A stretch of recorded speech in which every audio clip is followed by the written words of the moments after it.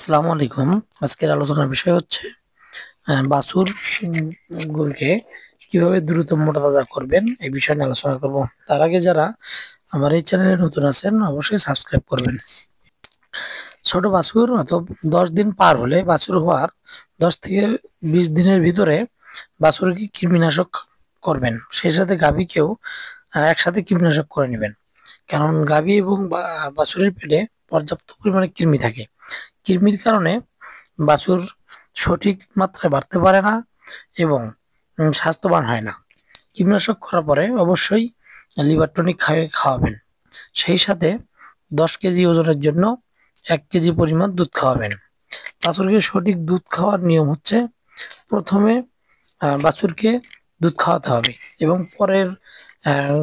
পরে গাভী ছেঁকতে হবে। কারণ পাতলা দুধগুলো সাধারণত সামনে থাকে এবং যেটা ঘন দুধ সেগুলো গাভীর ভিতরে থাকে। এই গাভীর দুধ অতিমাত্রায় পাতলা পাতলা সেগুলো বাছুর দ্রুত বাড়ে এবং যে গাভীর দুধ অতিরিক্ত গাঢ় সেইগুলো বাছুর বাড়তে চায় না।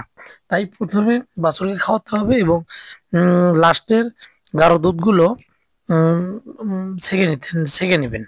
এভাবে যদি আপনি গাভীর দুধ ছেঁকতে পারেন তাহলে গাঢ় দুধগুলো খামারি পাবে এবং পাতলা দুধগুলো বাছুর পাবে, যার কারণে বাছুর খুব দ্রুত মোটা তাজা হবে। সেই সাথে বাছুরকে খোলামেলা রাখা ভালো এবং সূর্যের আলো প্রতিদিন 30 মিনিট যেন সূর্যের আলো বাছুরের শরীরে স্পর্শ করে সেই ধরনের ব্যবস্থা রাখতে হবে। বিশুদ্ধ পানি খাওয়াতে হবে।